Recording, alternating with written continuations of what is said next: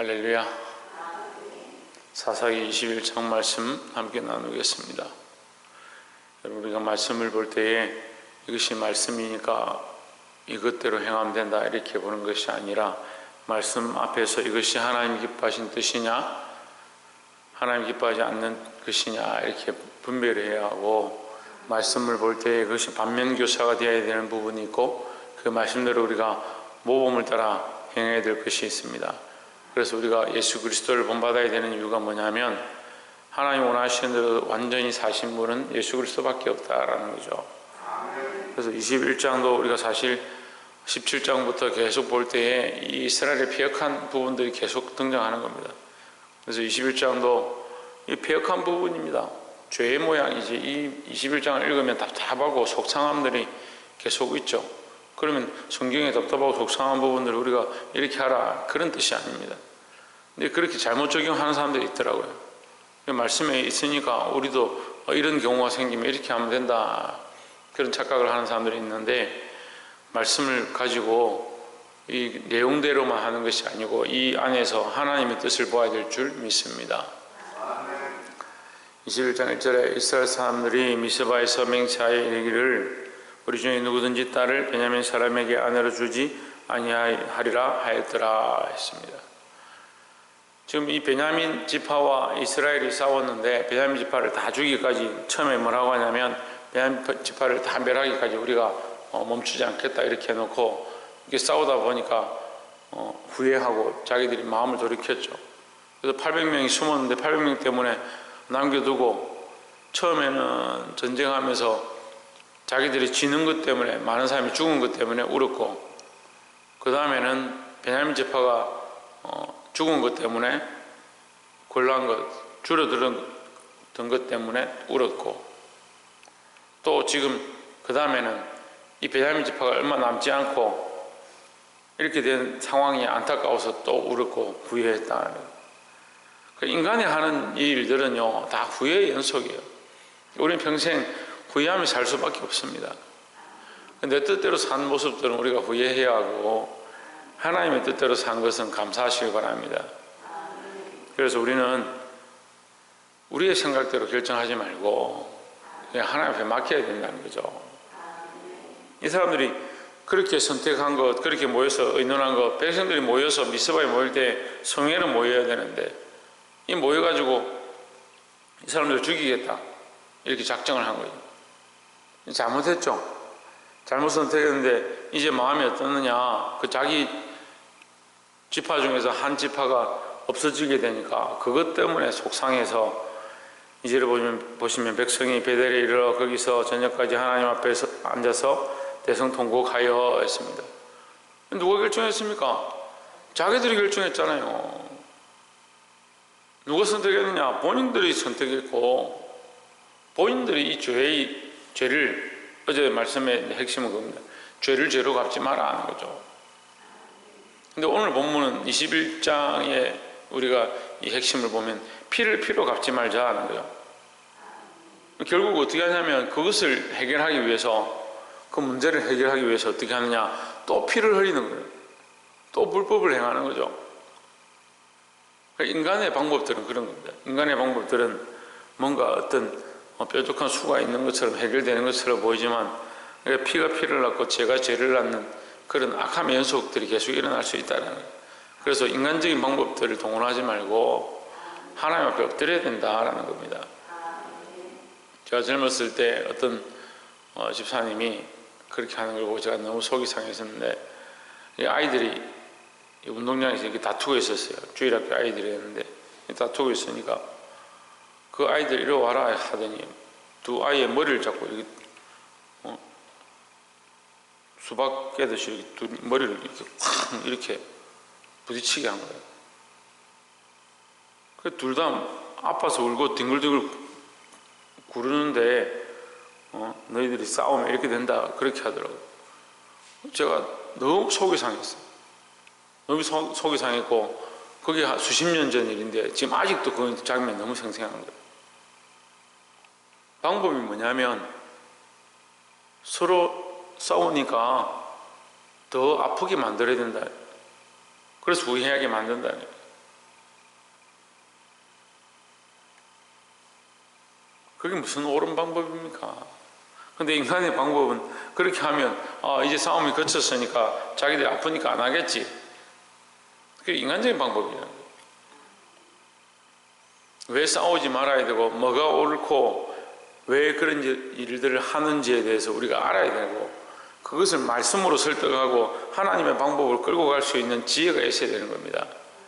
우리 세상의 원리들은 단순하죠. 잘못했으니까 혼나야 된다.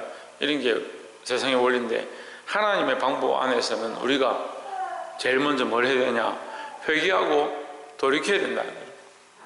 우리가 20장 말씀에서도 보았지만 죄가 왜 죄를 낳느냐? 그 사이에 이 죄를 끊는 회개의 일이 있지 않다는 거죠.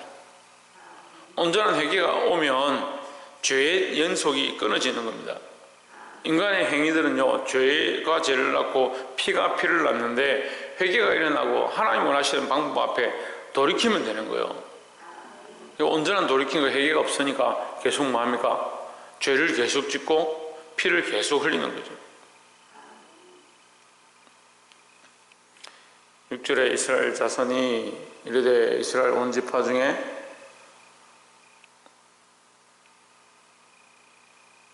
종회와 함께하여 여호와 앞에 올라오지 아니한 자가 누구냐 하니 이는 그들이 크게 맹세하기를 미스바에 와서 여호와 앞에 이르지 아니한 자는 반드시 죽일 것이라 하였음이라 했습니다. 하나님 앞에 맹세했습니다. 뭘 맹세했냐? 미스바에 올라오지 않은 자들 죽이겠다. 여러분 이게 말씀이냐는 거죠. 보세요. 하나님 앞에 맹세한 것을 지키는 것, 이거는 말씀이죠. 근데 미스바에 올라오지 않은 자는 내가 죽이겠다. 하나님 앞에 맹세한 것은 말씀인데 미스바에 올라오지 않은 자를 죽이겠다. 이건 말씀이 아니잖아요. 이걸 혼돈하면 안 돼요. 어제도 레위인으로 인해서 우리가 이 전쟁이 일어났는데 거짓이었습니다. 거짓이잖아요. 이 첩이 그런 엄란한 짓을 당해서 그런 욕을 보임을 당해서 죽었고 그 여인을 잘라서 토막내서 보낸 것은 사실이지만 그들이 밤에 쳐들어와서 그를 죽이려 했고 그 집안에 있는 모든 사람들을 다 끌어내서 죽이려고 했다. 그건 거짓말입니다. 완전 거짓말이에요. 근데 그것에 대한 증명도 하지 않고 이 여인이 죽었다는 사실만 가지고 이 큰 전쟁을 일으킨 겁니다. 우리 하나님 앞에 냉정해야 되고요. 말씀 앞에 똑바로 서야 된다는 거죠. 그러니까 하나님 앞에 여호와 앞에 오지 아니한 자는 우리가 반드시 죽이리라. 그렇게 맹세했는데 반드시 죽이리라 맹세한 그것은 말씀이 아닙니다. 하나님 앞에 맹세한 것을 지키려고 하는 것은 옳은데 죽이겠다고 한 것이 옳은 게 아니잖아요. 그러니까 이게 반쯤 말씀인데 반쯤은 인간적인 생각이에요. 시작이 인간적인 생각이니까 말씀을 거기 곁들여도 말씀이 양념이 아니에요. 우리 인생에 말씀이 필요한 데다 갖다 쓰는 양념이 아닙니다. 그러니까 하나님이 필요할 때 불러서 하나님 이거 해주십시오. 우리가 필요할 때 예수님 불러서 이거 해주십시오. 그렇게 할 것이 아니고 우리의 인생의 근원 자체를 예수 그리스도를 쫓아서 하나님의 뜻대로 살고자 거기에 세워야 되는 거지. 우리 인생이 오히려 거기 양념이 되어지고 하나님의 복음을 위한 도구가 되어지고 나는 성소에 365일 등불을 밝히는 그 기름에 나는 그런 기름이 되고 싶습니다. 그런 자세가 되어야 되는데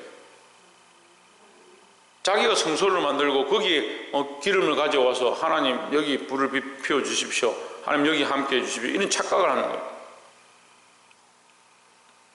여러분 조심해야 되는데요. 내가 내 인생에 하나님을 필요할 때 쓰는 그런 게 아닙니다. 그래서 희한하게 어제 제가 목사님들 만나서 얘기를 하는데 우리가 주일날 말씀 나눴던 얘기를 똑같이 하는 거예요. 많은 사람들이 뭐라고 하냐? 종교생활 하거든. 종교생활. 자기가 필요할 때 쓰는 거예요. 자기 필요할 때. 필요할 때 하나님 갖다 쓰고 필요할 때 교회를 갖다 쓰고 필요할 때 예배를 갖다 쓰고 자기를 위한 것을 하고 있다는 거예요. 그러면서 그게 신앙생활인 줄 착각하는 겁니다. 그건 종교입니다. 자기를 위해서 존재하는 종교입니다. 우리는 누구를 위해 존재하느냐? 하나님을 위해 존재하는 거예요. 하나님이 우리를 위해서 존재하는 게 아닙니다. 물론 하나님께서 하나님의 영광을 따라서 우리를 창조하셨지만 이 원래 목적을 잊어버리면 안 된다는 거죠. 14절에 보시면 그때 베냐민이 돌아온지라 이에 이스라엘 사람이 야베스 길르앗 여인 중에서 살려둔 여자를 그들에게 주었으나 오히려 부족함으로 백성들이 베냐민을 위하여 뉘우쳤으니 이는 여호와께서 이스라엘 지파들 중에 한 지파가 거리 나게 하셨음이더라 했습니다.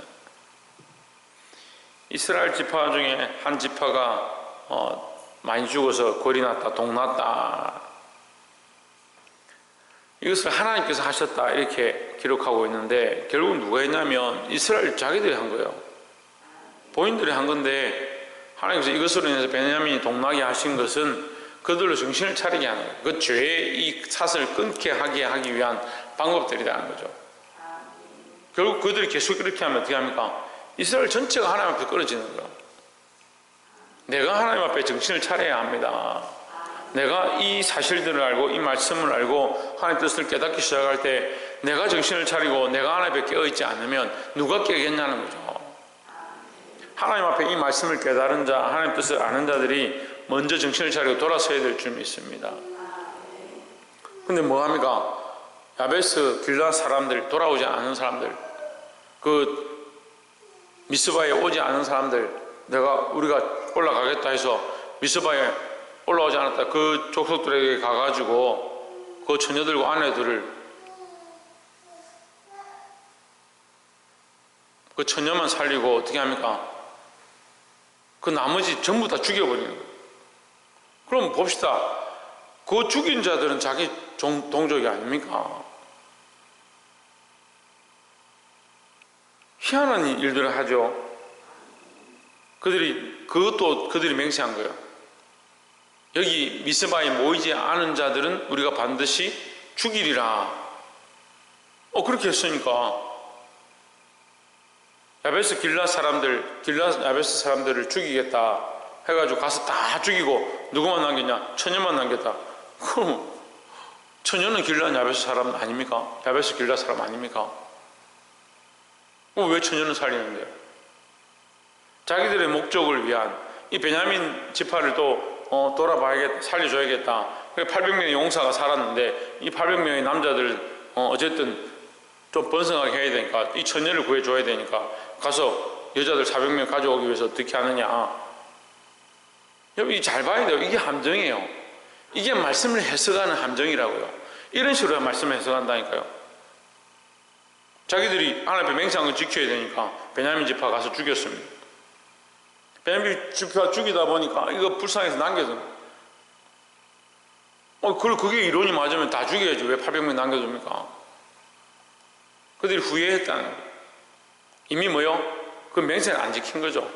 그런 쓸데없는 맹세를 했고 쓸데없는 맹세 때문에 피를 흘렸고 그 인간적인 맹세 때문에 피 흘림을 후회했고 후회했으면 거쳐야 되는데 그걸 메꾸기 위해서 어떻게 하느냐. 야베스 길르앗 찾아가가지고 그 안 온 사람들도 다 죽이고 처녀는 400명 살렸대. 왜 처녀는 살립니까? 자기들의 생각의 목적들을 가지고 있는 거예요. 그러니까 이 말씀을 해석하는 것처럼 보이지만 결국 그 안에 뭘 가지고 있냐면 자기 생각을, 인간적인 생각을 자꾸 집어넣으니까 말씀이 어디로 가냐? 인간적인 방향으로 가는 거죠. 여러분 물론 이 말씀을 듣는 여러분들이 이 말씀 100% 다 받을지 않을 줄 저는 알고 있습니다. 하지만 하나님의 말씀으로 100% 받으려고 힘써야 합니다. 우리가 말씀을 받는다 해서 100% 삶이 바뀌어지고 하루아침에 다 될 것 같으면 그 다음에 올 필요가 없죠. 그런데 우리는 날마다 연약합니다.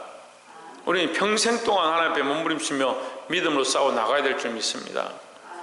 어떤 사람들은 내가 어제 기도했으니까 내일은 기도할 필요가 없고 오늘은 기도할 필요가 없고 오늘 기도했으니까 내일 기도할 필요가 없고 자꾸 그런 착각을 하는데 우리는 날마다 하나님 앞에 우리를 짚고 정결하게 하나님 앞에 나아가야 될 줄 믿습니다.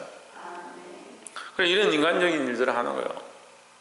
더 한심한 건요 20절에 보시면 베냐민 자손에게 명하여 이르되 가서 포도원에 숨어 있다가 이게 실로에서 축제를 하는 겁니다. 절기가 되면 축제를 하는데 거기 젊은 처녀와 총각들이 나와서 춤을 추고 그런 축제를 하는데 21절에 보다가 실로의 여자들이 무도하러 나오거든 너희는 포도원에서 나와서 실로의 딸 중에서 각각 그 아내로 붙들어 가지고 베냐민 땅으로 돌아가라 하십니다. 여러분 이 말씀이 잘 이해가 안 되면 제가 쉬운 말로 보쌈을 하는 거예요. 쉬운 말로 보쌈을 하는 거예요. 그냥 밤에 춤추러 나오면 그거 가가지고 그냥 아무나 잡아가지고 들고 도망가는 거예요. 그냥 보쌈하는 거죠. 이것도 말씀이 아니잖아요. 이것도 자기 하고 싶은 대로 하는 거예요. 그러니까 이걸 어디를 빼서 어디에 끼우냐. 죄로 말미암은 이 문제의 씨앗들을 자기들이 맹세한 거는 하면 안 되니까 맹세한 거 하면 안 되면 다 죽여야 되는 거고 맹세한 대로 하지 않으면 여기도 야베스 길랏도 다 죽여야 되고 베냐민도 다 죽여야 되고 그럼 싹 다 죽여야 되는 거잖아요. 이 헛된 맹세들을 하고 있는 거예요. 말도 안 되는 맹세들하고 그것도 자기들 뜻대로 해석해서 자기들이 하고 싶은 만큼 하는 거예요. 그래서 지금 여기 또 어떻게 하느냐 실로에 올라가서 거기 춤추는 자들 여자들과 남자들이 있는데 그 여자들을 들쳐업고 너희들이 마음에 드는 대로 끌고 가라. 이런 것들을 오해하니까 사람들이 성경이 여자들은 너무 비천하게 보는구나 그렇게 하는데 그렇지 않습니다. 여자들은 그만큼 연약한 거예요. 비천하게 보는 게 아니라 연약한 거예요. 그러니까 어떻게 해야 됩니까? 연약한 자들을 보호해야 됩니다. 그 성경이 여인들은 연약한 그릇이다. 너희 아내는 연약한 그릇이다. 그럼 어떻게 하냐? 남편 된 자가 남자들이 여자들을 보호하는 것이 성경의 원리예요. 그 육신은 연약하지만 영혼이 연약한 거 아닙니다. 22절에 만일 그 아비나 형제가 와서 우리에게 쟁론하면 우리가 그에게 말하기를 청컨대 너희는 우리에게 은혜를 베풀어 그들을 우리에게 줄지니라. 이는 우리가 전쟁할 때 각 사람을 위하여 그 아내를 얻어주지 못하였고 너희가 자의로 그들에게 준 것이 아니니 너희에게 죄가 없을 것임이라 하겠노라 하며 했습니다. 이거는 말도 안 되는 얘기잖아요. 여러분 이게 말씀이 아니에요. 왜 말도 안 되냐? 너희가 자의로 준 것이 아니니 너희에게 죄가 없습니다. 그럼 자기들은 뭐야? 자기들이 하나님이요? 너희들은 자의로 준 것이 아니고 우리가 계획해서 주게 한 것이니까 너희는 죄가 없다. 우리 잘못이다. 우리가 알아서 하겠다. 자기 집에 딸을 뺏어갔는데 너희가 계획적으로 베냐민 지파에게 준 것이 아니니까 베냐민 지파에 주지 않기로 했는데 왜 우리 딸들을 베냐민 지파가 잡아갔느냐 하거든 우리가 이렇게 대답하겠다. 뭘 뚱딴지 같은 얘기를 하는 거예요. 근데 여기 보면요 자기들이 전능한 하나님이 된 거예요. 이제 점점 나아가서 생명을 취하는 것도 처녀냐 총각이냐 그들을 결혼시키는 것도 남의 딸을 빼앗는 것도 자기들이 결정한 대로 다 할 수 있는 놀라운 권능을 가진 자가 되어버렸어요.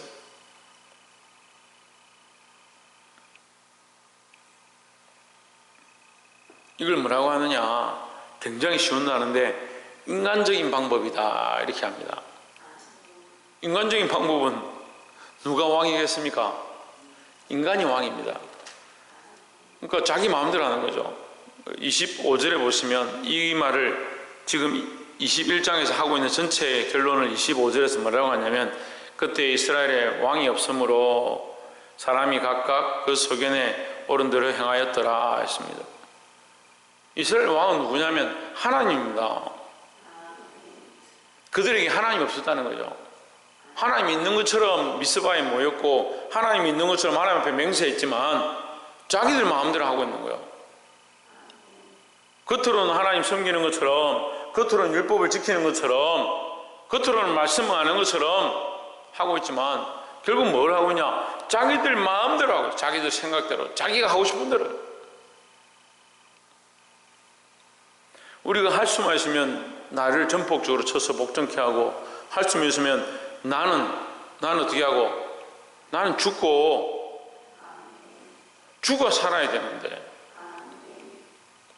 이게 반쯤 죽은 게 문제예요. 제가 전에도 말씀드렸는데 반쯤 죽다가 도망치니까 교회가 왜 시끄럽냐? 제가 옛날에 구포장에 어머니하고 손잡고 장을 보러 어렸을 때 놀러 갔는데, 닭집 주인이 닭을 잡다가, 지금 뭐 그렇게 잘 안 하지만 거기 생닭을 잡죠. 그때는 닭을 놓쳤어요. 어떻게 되겠습니까? 안 그래도 장인데 장이 엉망진창이 된 거죠. 온데 피를 뿌리면서 닭이 목이 반쯤 잘린 채로 온데 피를 뿌리고 시장 바닥을 다 누비고 다니는 거예요. 난리가 났습니다.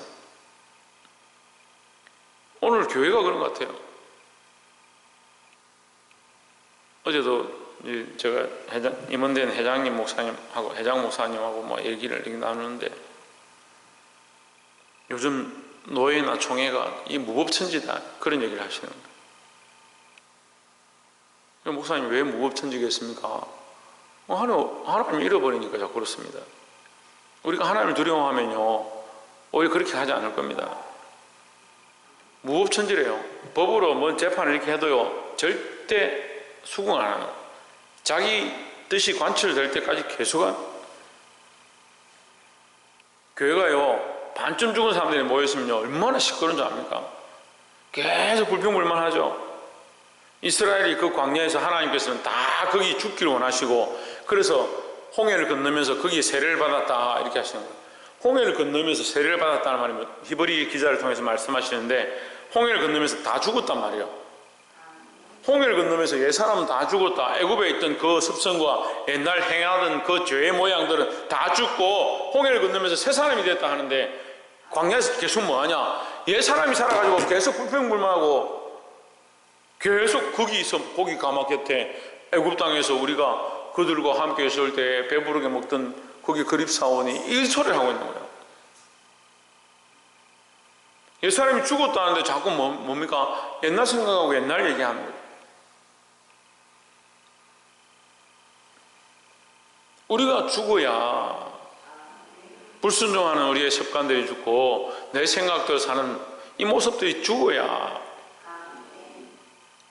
근데 다른 법들에 다른 것들에 죄의 모양이 죽는 게 아니고 세상의 원리에 죽는 것이 아니고 하나님의 말씀을 반쯤 끌고 와서 하나님의 말씀인 것처럼 하는 것에 죽는 게 아니고 예수 그리스도 앞에 온전히 죽어야 한다는 거죠.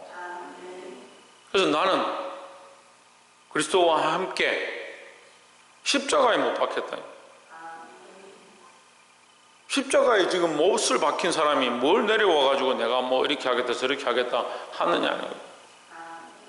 그래서 나는 그리스도와 함께 죽고 나니까 이제 누가 사냐? 그리스도가 사시고, 그리스도 삶으로 말미암아 나도 사는데 어떻게 사느냐? 그리스도를 믿는 믿음 안에서 사는 거예요. 이 사사기 말씀을 이제 마무리하는데, 여러분 정신을 차리고 우리가 얼마나 인간적인 방법과 인간적인 생각과 말씀을 반쯤 끌어다 쓰고 피를 피로 갖고 죄를 죄로 갖고 인간의 원리대로 행하고 있는가 자신을 돌아보시고 온전히 하나님 앞에 맡겨서 믿음으로 사시고 하나님의 왕되심이 더욱 우리 삶에 이 교회에 세워져 가기를 주의 이름으로 축복합니다. 기도하겠습니다.